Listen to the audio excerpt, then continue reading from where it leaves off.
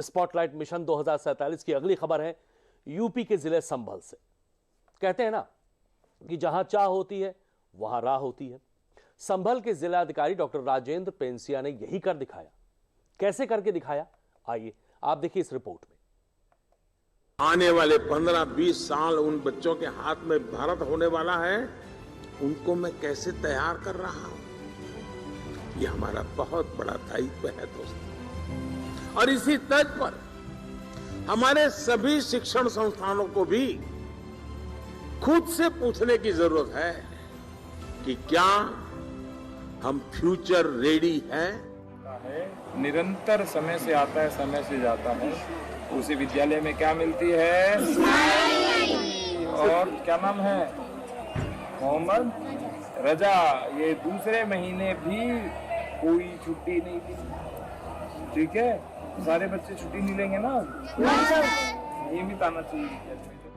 श्रमिक परिवार के बच्चे थे, पक्का घर भी कभी देखा नहीं, लेकिन इतने कम समय में जो आत्मविश्वास मैंने उनका देखा, मैं उनके सभी टीचर्स को भी बधाई देता हूँ। जिस आत्मविश्वास से बातें कर रहे थे और प्रधानमंत्री को जिस प्रकार से वो ड्रिल कर रहे थे, ऐसे सवाल पूछ रहे थे, मैं भी तो कोई सिलेबस पढ़ के आया नहीं था। श्रीमान जी, आपसे एक प्रश्न है। प्रश्न पूछोगे? अच्छा, बता सकते हैं? हाँ बिल्कुल पूछो। भारत में पहले इतनी स्वच्छता नहीं थी, आप आए तो इतनी भारत में स्वच्छता होने लगी। जैसे कि किताब कॉपी में भी देखते हैं, चश्मा छपा रहता है, उसमें लिखा है स्वच्छ भारत। आप ये कैसे, आपने क्या सोचकर ये अटल आवासीय विद्यालय खोला? अरे सब योगी जी ने सोचा है। योगी जी कुछ न कुछ नया सोचते रहते हैं, कुछ नया करते रहते हैं। अब क्या होता है, कभी कभी इसके ऊपर इतना दबाव पड़ता है। क्या पड़ता है? दबाव। अब आप एक बात बताओ छोटी सी, यदि कोई व्यक्ति इस मेज के ऊपर तेज से दबाव डालेगा तो क्या होगा? कुर्सी पर तेज से दबाव डालेगा तो कुर्सी क्या होती है? हिलती है। और जब ये हिलती है तो इसी हिलने को कहते हैं टेक्टोनिक हलचल। क्या बोलते हैं? एक उम्मीद के सिवा और कुछ नहीं यहाँ, इस घर में रोशनी का यही इंतजाम।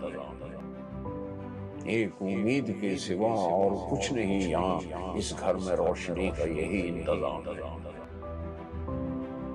रोशनी की किसी सतरंगी एल्बम की तरह निगाहों से गुजरती ये तस्वीरें भारत के जिस कोने की है, वहां को लेकर लोगों की उम्मीदें भी सियाह रंग में ही दिमाग में कौंधती हैं।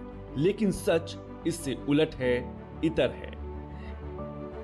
इन तस्वीरों को देखकर अगर आपके मन में भी यही आ रहा है कि बड़ा शानदार स्कूल है, जरूर कोई महंगा प्राइवेट स्कूल होगा, तो अपनी सोच के आईने के चटकने की आवाज सुनते जाइए।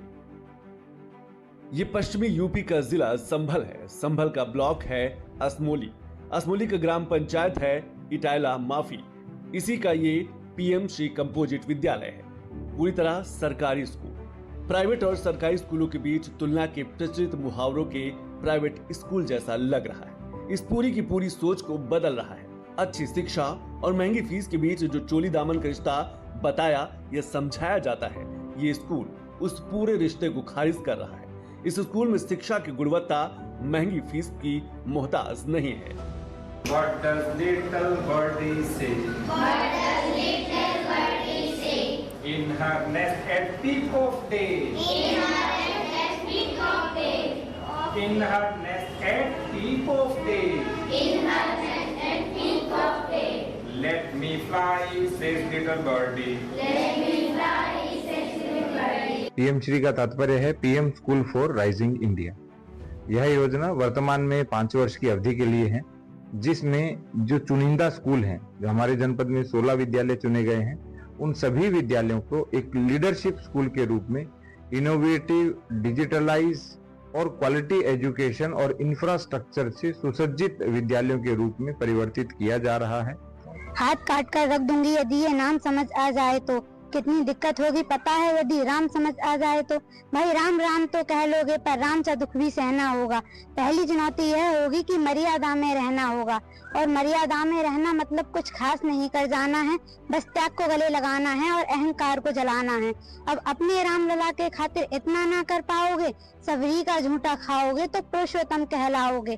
काम क्रोध के भीतर रह के तुमको शीतल बनना होगा, बुद्ध भी जिसकी छाव में बैठे वैसा पीपल बनना होगा वह सब कुछ वह भी सुनने में रहकर प्यारे, तभी तो पता चलेगा कितने अद्भुत थे राम हमारे। शानदार इंफ्रास्ट्रक्चर, स्मार्ट क्लास, पीने के लिए साफ पानी, स्वच्छ टॉयलेट, सुविधाओं से लैस क्लासरूम, खेल का शानदार मैदान, स्विमिंग पूल, साफ सुथरी कैंटीन और पोषण वाला भोजन, ये यूपी की बदलती शिक्षा के लिए योगी सरकार की कोशिशों के रंग लाने का सबूत भी है। ये उस प्रदेश के बदलने की कहानी है जहां पर शिक्षा के पलायन को समाज ने स्वीकार कर लिया था। क्योंकि 2017 में जब हम लोग आए थे, ये प्रश्न हम सबके सामने था कि गरीब का बच्चा ऐसे विद्यालयों में पढ़ता है जहां पे न इंफ्रास्ट्रक्चर है, जहां पे न शिक्षक है, जहां पे न कनेक्टिविटी है, और जहां पर सारी व्यवस्था अस्त व्यस्त सी थी। और ये प्रश्न उस समय हमारे दिमाग में भी कौंधता था, हम लोग भी देखते थे कितनी दुर्व्यवस्था थी।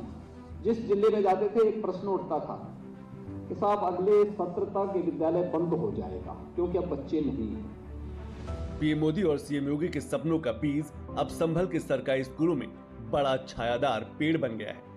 लेकिन ये कमाल रातों रात नहीं हुआ। संभल का यही स्कूल एक समय ऐसा भी था जहां बच्चों को जमीन पर बैठना पड़ता था। संभल के आटा के सरकारी स्कूल भी उन्हीं दिक्कतों से जूझ रहा था, जिससे पूरे यूपी के प्राथमिक और माध्यमिक स्कूल ना तो आधुनिक शिक्षा की सुविधाएं, ना ही बच्चों के बैठने के लिए कुर्सी मेज, स्मार्ट क्लास और खेल के सजे हुए मैदान तो भूल ही जाइए। पहले इस स्कूल के बच्चों के सपने में भी साइंस लैब नहीं आता था। ये सिफर से शिखर का सफर रातों रात नहीं हुआ। इस पूरे बदलाव के 3 बड़े किरदार हैं, जिनको समझना बेहद जरूरी भी है और हर जिले के लोगों को ये जानने का हक भी है। ये बदलाव की पहली और सबसे अहम सीढ़ी है। पहला किरदार है प्रधानमंत्री स्कूल फॉर राइजिंग इंडिया या पीएम श्री योजना। दूसरा अहम किरदार है मुख्यमंत्री योगी आदित्यनाथ द्वारा परिषदीय प्राथमिक और उच्च प्राथमिक स्कूलों के लिए चलाया गया ऑपरेशन कायाकल्प। और तीसरा अहम किरदार है संभल के जिलाधिकारी डॉक्टर राजेंद्र पेंसिया। अफसर और अवसर अगर बढ़िया हो तो फिर सफलता की पूरी गारंटी होती है। संभल में यही हुआ। संभल के जिलाधिकारी डॉक्टर राजेंद्र पेंसिया आईएएस अधिकारी बनने से पहले सरकारी स्कूल टीचर थे, इसलिए सरकारी स्कूलों की दिक्कत और उनके कायाकल्प की राह में प्रैक्टिकल रोड़ों को अच्छी तरह जानते भी थे और पहचानते भी थे। पीएम श्री योजना के पीछे जो पीएम मोदी की सोच थी और सीएम योगी की कोशिश थी, उसे डॉक्टर राजेंद्र पेंसिया ने हूबहू धरातल पर उतार दिया, वो भी मौजूद सरकारी तंत्र और फंड से। हमारे जनपद में हमने यह कार्य कन्वर्जेंस के माध्यम से किया है, जिसमें जो ग्राम निधि होती है या नगर निकाय की निधि होती है, जिसमें 15वें वित्त से लेकर के राज्य वित्त तक, और इसके साथ साथ माननीय जो जनप्रतिनिधियों के निधि होती है उसका भी प्रयोग किया गया है। इसके साथ साथ जिला पंचायत और ब्लॉक प्रमुख के यहाँ की जो निधि है उसका भी प्रयोग इसके अंतर्गत किया गया है। और कुछ जगहों पे हमने CSR का भी सहयोग लिया है। कन्वर्जन ऑफ फंड के लिए हर स्कूल में 50 लाख से लेकर 1 करोड़ तक का खर्च किया गया। स्कूलों की समस्याओं की लिस्ट बनाकर उनके समाधान की टाइमलाइन भी तय की गई। टीचरों के लिए ट्रेनिंग की व्यवस्था की गई। समय समय पर स्कूलों की जांच खुद डीएम राजेंद्र पेंसिया करते रहे। टीचरों और स्कूलों का नियमित मूल्यांकन भी किया जाता है। ये तस्वीरें बेहद सुकून देने वाली हैं। संभल में स्कूली बच्चों के माता पिता को ये तस्वीर भरोसा दिलाती है कि उनके नौनिहालों का ध्यान रखने वाला कोई है, जो हर समय उनकी पढ़ाई के लिए खुद मैदान में उतरकर लड़ाई कर रहा है। जब जिले का सबसे बड़ा प्रशासनिक अधिकारी जब खुद क्लास में बच्चों के साथ बैठकर वहां क्या पढ़ाया जा रहा है इसका जायजा ले, तो समझ लीजिए कि उस स्कूल में पढ़ाई का स्तर हमेशा ऊंचा ही रहेगा। ये भरोसा संभल में बच्चों को है, ये भरोसा संभल के टीचरों को है, ये भरोसा संभल के भविष्य को है क्योंकि बच्चों के वो संभल के जिलाधिकारी नहीं है, बल्कि उनके अपने पेंसिया सर हैं, जो अक्सर स्कूलों में क्लास भी लेते हैं। नीर का अर्थ क्या होता है बताइए? जल। नीर किसे कहते हैं? और जय का अर्थ होता है जन्म लेना। जय का अर्थ क्या होता है? जन्म लेना। क्या बोलेंगे जन्म लेने को? क्या बोलेंगे? तो नीर में जन्म लेने वाला, नीरज। पेंसिया सर बच्चों से बात भी करते हैं, उनको स्कूल का महत्व भी समझाते हैं। पढ़ाई होती है और खेल भी होते हैं, अच्छी अच्छी शिक्षा भी होती है और अच्छी अच्छी दीदी से भी मिलते हैं और अच्छा अच्छा भोजन भी मिलता है। स्कूल में सब कुछ अच्छा अच्छा होता है, इसलिए स्कूल डीएम राजेंद्र पेंसिया अक्सर स्कूलों का औचक निरीक्षण करते हैं और वहां फिर बच्चों से बात करते हैं, उनके साथ घुलते मिलते हैं, उनकी मुश्किलों को जानते हैं और सबसे बड़ी बात, उनको मोटिवेट करते हैं। ये रिश्ता ही संभल के स्कूलों के कायाकल्प का एक मजबूत आधार बना है।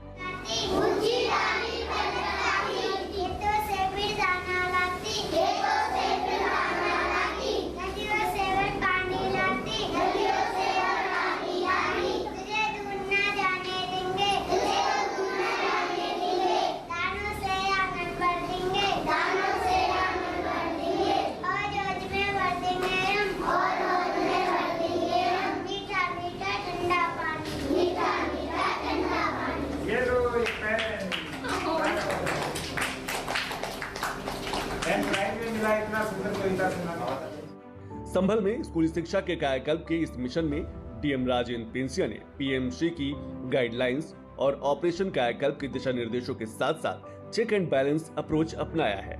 इसका बड़ा फायदा भी दिख रहा है और नेशनल लेवल की प्रतियोगिताओं में शानदार प्रदर्शन कर रहे हैं। साल 2025 में संभल के सरकारी स्कूलों के छात्रों ने नेशनल रोबोटिक्स प्रतियोगिता में टॉप 4 में जगह बनाई। रोबोटिक्स कंपटीशन में देश भर के 35 इंजीनियरिंग कॉलेजों के साथ शामिल थे। आईआईटी बॉम्बे में एशिया के प्रतिष्ठित विज्ञान एवं तकनीकी महोत्सव टेक फेस्ट 2025 में संभल के सरकारी स्कूलों के बच्चों ने कोस्मो क्लेंच और मेस्मराइज जैसी मुश्किल रोबोटिक्स स्पर्धाओं में हिस्सा लिया। क्लास 4 से 9 तक के इन छात्रों ने देश भर के बीटेक छात्रों की 250 से अधिक टीमों को सीधी चुनौती दी। आईआईटी बॉम्बे ने विद्यार्थियों को तकनीकी उत्कृष्टता के लिए विशेष प्रशंसा तथा उत्कृष्टता प्रमाण पत्र से सम्मानित किया। बच्चों को एआई और रोबोटिक्स दोनों की शिक्षा दी गई, जिसमें हमारे बच्चे शुरुआत में आईआईटी दिल्ली गए, फिर उसके बाद आईआईटी कानपुर गए और अभी हमारे बच्चे आईआईटी मुंबई जाके आए हैं। दरअसल पीएमसी योजना में स्कूलों के कायाकल्प की जो रूपरेखा दी गई है, उसमें धरातल पर उतारने के लिए संभल के डीएम राजेंद्र पेंसिया ने 120 पैरामीटर तय किए हैं। ये पैरामीटर स्कूल के इंफ्रास्ट्रक्चर से लेकर क्वालिटी एजुकेशन तक के लिए निर्धारित किए गए हैं। स्मार्ट और आधुनिक शिक्षा, स्कूलों में आईसीटी लैब, रोबोटिक लैब और खगोलीय प्रयोगशालाएं स्थापित की गई हैं। बेहतर बुनियादी ढांचा, स्कूलों का कायाकल्प करते हुए आकर्षक वॉल पेंटिंग, खेल के मैदान और स्वच्छ पेयजल की व्यवस्था की गई है। पर्यावरण और नवाचार, ऑर्गेनिक खेती और हरिशंकरी व मोलसी के पौधे लगाकर छात्रों को पर्यावरण के प्रति जागरूक किया जा रहा है। प्रशासनिक पहल, जिलाधिकारी और अनधिकारी समय समय पर स्कूलों में औचक निरीक्षण करते हैं। स्कूलों को डीएम समेत आला अधिकारियों ने गोद भी लिया है। डिजिटल शिक्षा पर फोकस है। ऑपरेशन कायाकल्प के तहत स्मार्ट क्लास और बाल सुलभ सुविधाओं के निर्माण से शिक्षा की गुणवत्ता में सुधार हुआ है। डीएम सर के माध्यम से बहुत ज्यादा शिक्षा में बदलाव हुए हैं और बेसिक शिक्षा ने हमारी विज्ञान के क्षेत्र में तो बहुत ज्यादा उन्नति की है। बच्चों को आजकल प्रोजेक्ट वर्क भी मिल रहा है और इन्हें देखने के लिए यहाँ पर प्रोजेक्ट्स भी दिए गए हैं, जिससे बच्चों को प्रैक्टिकल नॉलेज भी बहुत ज्यादा बढ़ रही है और बच्चों का इंटरेस्ट साइंस के प्रति बहुत ज्यादा हो रहा है। लैब बनी हुई है यहाँ पर, आईसीटी लैब बनी हुई है, यहाँ पर एस्ट्रोनॉमी लैब बनी हुई है। 3 तो ये मेन लैब बनी हुई है बच्चों के लिए। और हमारे यहाँ ऑर्गेनिक खेती होती है। वो सारी सुविधाएं जो प्राइवेट स्कूल में एक जो बच्चे हैं वो बहुत मोटी फीस देकर, जिनको वो फिर भी नहीं मिलती, यहाँ बेसिक स्कूल में निःशुल्क बच्चों को प्राप्त हो रही है। संभल में डीएम राजेंद्र पेंसिया ने प्रचलित परंपरा के खिलाफ जाकर स्कूलों के कायाकल्प के लिए काम किया है और इसमें साथ मिला सीएम योगी की कार्यशैली और उनकी योजनाओं को लागू करने के पूरे इंफ्रास्ट्रक्चर का। अभी तक रवायत यही थी कि एडमिशन के नाम पर बच्चों को स्कूलों में बुला तो लिया जाता था, लेकिन बुनियादी सुविधाओं की कमी के कारण उनको रोकने, उनकी सुरक्षा, उनकी सुविधा का कोई इंतजाम नहीं होता था। ये सारी जरूरतें भी पूरी की और बच्चों को सिर्फ स्कूल नहीं बुलाया बल्कि वहाँ उनके टिकने का जरिया भी इंफ्रास्ट्रक्चर के जरिए मुकम्मल किया। सिर्फ स्कूल नहीं बनाया बल्कि वो स्कूल बच्चों के लिए सुरक्षित और सुव्यवस्थित माहौल दे सके, ये भी सुनिश्चित किया। इसमें जो 6 पिलर्स हैं, जिसमें गुणवत्तापूर्ण और समावेशी शिक्षा है, छात्रों का सर्वांगीण विकास है और 21वीं सदी के अनुरूप कौशलों का विकास वहाँ किया जाएगा। और जो क्लासरूम है वहाँ हमने स्मार्ट क्लासरूम CCTV से लैस किए हैं और इसके साथ साथ सोलर पैनल, LED और जो स्कूल हैं सभी में बड़े बड़े मीटिंग हॉल्स बनाए हैं ताकि वहाँ पे कल्चरल और अन्य प्रकार के कार्यक्रम किए जा सकें। और सारे के सारे जो स्कूल्स हैं वो हमारे दिव्यांग फ्रेंडली भी हैं। वहाँ पे आधुनिक खेल भी हैं, पुस्तकालय भी है, डिजिटल लाइब्रेरी भी है। वहाँ पे साइंस, मैथमेटिक्स लैब के साथ अटल टिंकरिंग लैब भी है। और इसमें जो न्यूनतम बेंचमार्क कायाकल्प के अंदर थे 19, उनको और अधिक बढ़ाते हुए हमने कुल 120 पैरामीटर्स लिए हैं और उन 120 पैरामीटर्स को हमने सैचुरेट किया है। पूरे प्रदेश में यदि किसी जनपद में PM श्री विद्यालयों में सर्वाधिक नामांकन हुआ है तो वो संभल है। सर्वाधिक PM श्री विद्यालयों में नामांकन के विषय में संभल पूरे प्रदेश में नंबर 1 भी आया है। इसमें हमारे सारे शिक्षक गणों का और शिक्षा विभाग के अधिकारियों का भी महत्वपूर्ण योगदान रहा है। और साथ में जो हमारी DPMU है उसके जो सारे कर्मचारी हैं, सारे अधिकारी हैं, नोडल ऑफिसर हैं, उनका भी इसमें योगदान रहा है। संभल ने वो संभव कर दिखाया जिसको एक समय यूपी के लोग ही असंभव समझते थे। अब आलम यह है कि संभल में माता पिता बच्चों का प्राइवेट स्कूलों से नाम कटवाकर सरकारी स्कूल में लिखवा रहे हैं। इससे ड्रॉप आउट रेट में भी भारी कमी आई है। पहले संभल के सरकारी स्कूलों में उपस्थिति 40% से कम थी, अब 90% से ज्यादा है। कक्षा 6 से 8 का ड्रॉप आउट रेट 8.1% से घटकर करीब 3.5% हो गया है। पहले से 5वीं क्लास का ड्रॉप आउट रेट कई स्कूलों में 0 के करीब आ गया है। यद्यपि 2017 से विद्यालयों में जो बच्चे पहले तो एडमिशन नहीं ले पाते हैं, एडमिशन लेते हैं तो उसमें से आधे बच्चे ऐसे होते थे एडमिशन लेने के बाद फिर स्कूल नहीं जाते थे। अगर किसी ने 3री, 4थी या 5वीं क्लास पास कर ली तो उसके बाद वो 6ठी क्लास में एडमिशन नहीं ले पाता था। 6ठी, 7वीं, 8वीं क्लास भी उसने पास कर ली तो 9वीं में एडमिशन नहीं लेता था। यानी परिणाम क्या था कि 9वीं क्लास में एडमिशन लेने वालों की संख्या पहली क्लास में एडमिशन लेने वालों की संख्या की तुलना में आधी रह जाती थी। हाई स्कूल के बाद जब सीनियर सेकेंडरी स्तर पर जाता था, इंटरमीडिएट के लिए आता था, उसमें भी कमी आ जाती थी और अंततः स्नातक करने वालों की संख्या 25 से 30% मात्र रह पाती थी। जब सूबे का मुख्यमंत्री सरकारी स्कूलों की दिक्कतों और परेशानियों की जमीनी हकीकत से इस कदर वाकिफ होता है और ब्यूरोक्रेसी इस पूरी छवि को बदलने के लिए तत्पर रहती है तो संभल का कमाल संभव होता है।